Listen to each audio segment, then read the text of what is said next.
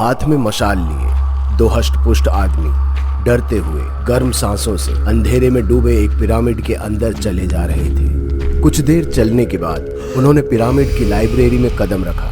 दोनों आदमियों में से एक ने अपने हाथ में एक डिवाइस पकड़ा हुआ था, जिसे वो कमरे में हर तरफ घुमा घुमा कर देख रहा था कि तभी डिवाइस में से एकदम से आवाज आई और दोनों आदमियों की सांसें एक पल के लिए रुक गई। आइला, किताब मिल गया। अब अपन को मालामाल होने से कोई नहीं रोक सकता है।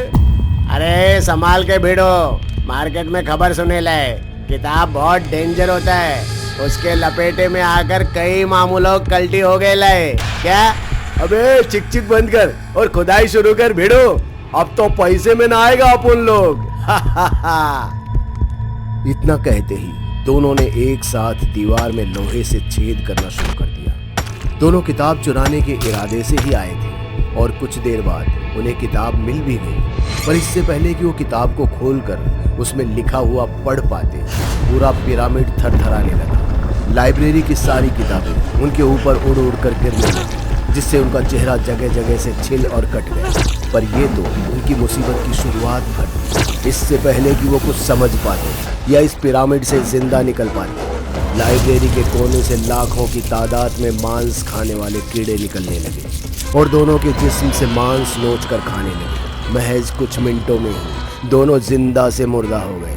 अगर कुछ रह गया तो वो उनका कंकाल, जो वो पीछे छोड़ उस दूसरी दुनिया में जा चुके थे। उनके मरते ही एक बार फिर जमीन कांपने लगी और किताब के साथ वापस दोनों के कंकाल जमीन में समा गए और ये कभी पता भी नहीं चल पाया कि यहाँ कोई आया भी था।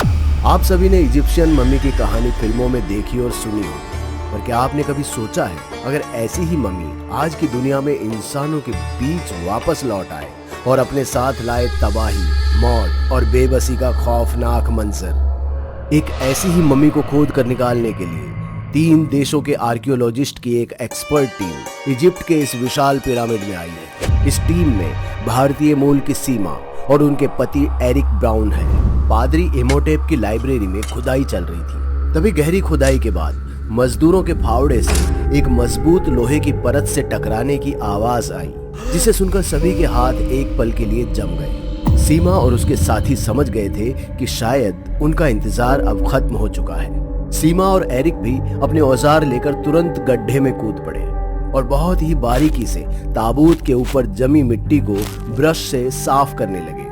जब ताबूत का ऊपरी हिस्सा साफ साफ दिखाई देने लगा तो सबने तुरंत ही ताबूत को गड्ढे से बाहर निकाल लिया। सीमा ने ताबूत के ऊपर आते ही उस पर लिखी कोप्टिक लिपि को पढ़ते ही बोला, ये ताबूत अनक सुनामुन का है, बादशाह तूतनखामन की पत्नी। कुछ दूर चल रही खुदाई से मजदूरों के चीखने की आवाज आई। उन्हें भी खुदाई में कुछ मिल गया था। एरिक और सीमा भी उत्सुकता से उस ओर दौड़ पड़े। पहुंचकर देखा तो वहां पर मजदूरों को एक किताब मिली है और उसके साथ एक सड़े हुए कंकाल का हाथ भी। दरअसल ये किताब थी अमुन रा की, जिसे सरल शब्दों में मौत की सौदागर भी कहा जाता था। लेकिन इस किताब को खोलने के लिए जरूरत थी तो एक चाबी की, जिसका अभी तक कोई पता ठिकाना नहीं था। असीम, जो कि लोकल गाइड और मजदूरों का लीडर था, उसने अपनी घड़ी की तरफ देखते हुए कहा, साहब, जो खुदाई करना है अब कल करना, सूरज डूबते ही इधर रुकना डेंजर होता है। असीम की बात सुनकर एरिक और सीमा उदास हो गए, क्योंकि वो यहाँ आज रात रुककर कुछ और खुदाई करना चाहते थे। लेकिन असीम की जिद और मजदूरों का काम छोड़ देने के कारण न चाहते हुए भी उन्हें वहां से जाना पड़ा। मजदूरों ने ताबूत और उस किताब को पिरामिड के बाहर एक टेंट में रख दिया और चले गए। सीमा भी उदास हो लाइब्रेरी में जाकर बैठ गई। लेकिन जब वो लाइब्रेरी से निकली तो उसे एक कोने में चमकती हुई चीज दिखाई दी। सीमा ने जब पास जाकर देखा तो वो एक अंगूठी थी, जिसके आगे एक तारे की आकृति बनी हुई थी। सीमा पहले तो एकटक अंगूठी को देखती रही और फिर अचानक ही उसे अपनी उंगली में पहन चुपचाप से अपने टेंट में चली गई। कुछ देर बाद एरिक सीमा से मिलने उसके टेंट में गया, पर इससे पहले कि एरिक उससे कुछ कहता, सीमा ने एरिक को अपनी अंगूठी दिखाते हुए कहा, देखो देखो मुझे लाइब्रेरी में क्या मिला, खूबसूरत अंगूठी है ना। सीमा, ये कोई आम अंगूठी नहीं है, बल्कि एक चाबी है। चाबी? कैसी चाबी? अमुन रा की किताब को खोलने की चाबी। और अगर मेरा अंदेशा सही है तो उस किताब में अनकसुनमुन और उससे जुड़े कई और राज भी हो सकते हैं जिन्हें कोई नहीं जानता। पर क्या हमारा उस किताब को खोलना सही रहेगा? क्यों इतना सोच रही हो? एरिक सीमा को प्यार से समझाता हुआ उसी टेंट में ले गया जहां ताबूत और किताब रखी हुई थी। सीमा ने अंगूठी की मदद से किताब को खोला। उसके पहले पन्ने में कॉप्टिक भाषा में लिखे मंत्रों को बुदबुदाने लगी और जैसे ही मंत्र खत्म हुए तेज हवाएं चलने लगी और किताब में लिखे अक्षरों से काले साए से निकलने लगे। अगले पन्ने पर अनकसुनामुन के बारे में कुछ लिखा है। सोच क्या रही हो? जल्दी पढ़ो, आगे क्या लिखा है। मुझे कुछ ठीक नहीं लग रहा, चलो वापस चलते हैं। सीमा की बात सुनकर भी एरिक टस से मस न हुआ और सीमा पर दबाव बढ़ाने लगा कि वो किताब को पढ़ना जारी रखे। माँ मत कयाद ला यमुत अब्दान किरात हदा तेउल्दा इला अलहया, जिसका मतलब था कि मरा हुआ और नहीं मर सकता और इस मंत्र को पढ़ने के बाद मुर्दा भी जिंदा हो सकते हैं। मंत्र पढ़ते ही दूसरे पन्नों के अक्षरों से भी काले साए निकलने लगे। यह अचानक से सीमा और एरिक के पास रखा ताबूत अपने आप ही खुल गया और अमुनरा की किताब मम्मी के कंकाल पर जा पहुंची। एरिक और सीमा डरते घबराते ताबूत की तरफ अपने कदम बढ़ा ही रहे थे कि अचानक ताबूत से अनकसुनामुन की कंकाली लाश ने सीमा का हाथ पकड़ लिया और आंखों में आंखें डाल जोर से चिल्लाई, जिससे सीमा हवा में उड़ तड़पने लगी। उसका पूरा शरीर खुद ब खुद अकड़ने लगा और देखते ही देखते सीमा का सारा जिस्म स्याह काला पड़ गया। उसकी आंखें किसी काले कुएं की तरह गहरी हो चुकी थी। अनकसुनामुन ने सीमा के शरीर पर कब्जा करते ही आसमान में देखा और जोर से दहाड़ी। उसकी इस दहाड़ से कैंप के मजदूर और बाकी लोग भी जागकर अपने टेंट से बाहर आ गए। सीमा भी अपने टेंट से निकलकर एक और जाने लगी और उसके रास्ते में जो कोई आता वो उसे अपने नाखूनों से नोचकर बीच से फाड़ देती और उसका सिर धड़ से अलग कर 2 दिशाओं में फेंक देती। कुछ ही मिनटों में रेगिस्तान की मिट्टी खून से लाल हो गई। चारों तरफ सिर्फ मांस के लोथड़े ही पड़े हुए थे और सीमा अब फिर से लाइब्रेरी में आ पहुंची थी।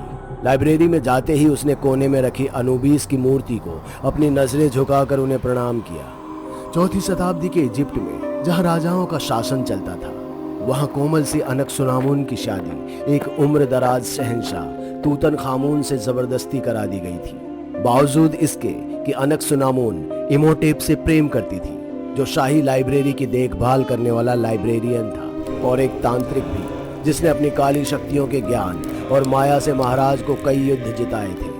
तूतन खामून का युद्ध पर जाना अनकसुनामुन और इमोटेप के लिए इशारा होता था कि दोनों रात साथ गुजारेंगे और फिर एक रात। कब तक ऐसे चोरों की तरह छिप छिप कर मिलते रहेंगे? बस कुछ दिन और।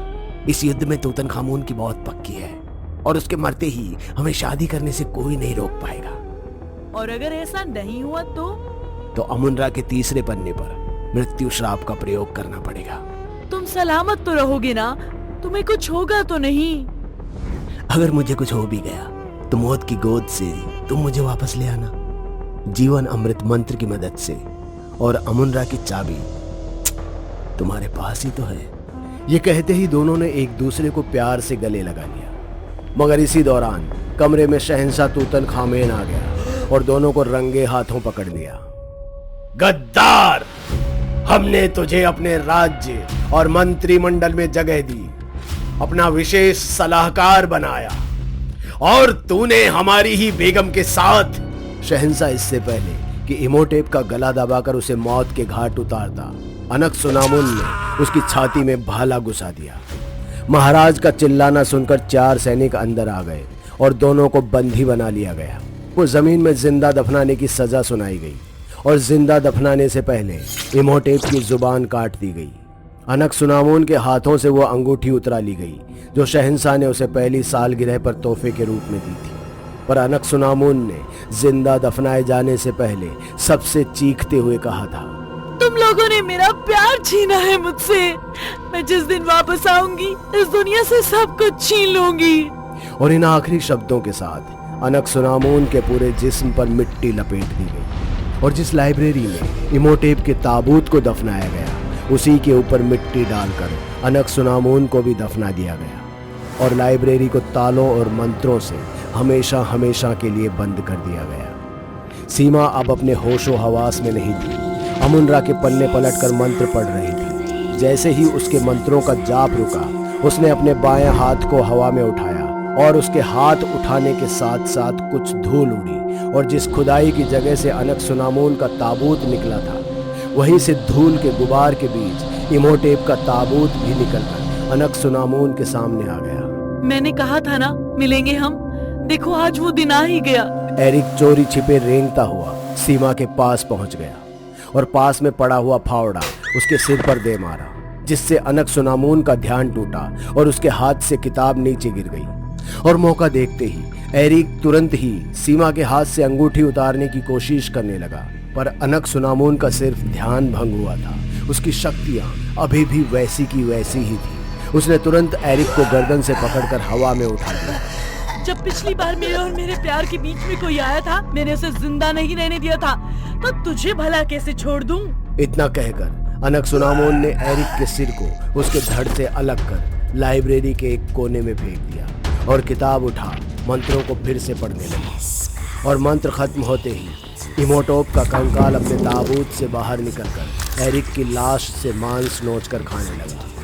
कुछ पल बाद ही इमोटोप अपने पुराने रूप में वापस लौट आया और एरिक की बची कुची लाश को अपने ताबूत में फेंक उसे वापस दफना दिया। और फिर अनक-सुनामून को प्यार से गले लगाते हुए कहा, मुझे यकीन था कि तुम मुझे मौत की जकड़ से छुड़ा कर ले आओगे। काम अभी समाप्त नहीं हुआ है। अभी इस दुनिया ने हम पर इतने जुल्म किए हैं, उनका हिसाब होना भी बाकी है। मेरी प्रिय, उसकी चिंता तुम मत करो। बस एक बार अनुबीस देवता का कंगन हमारे हाथ लग जाए, फिर इस जहान में ऐसी कोई शक्ति, कोई फौज नहीं होगी जो हमें रोक पाए।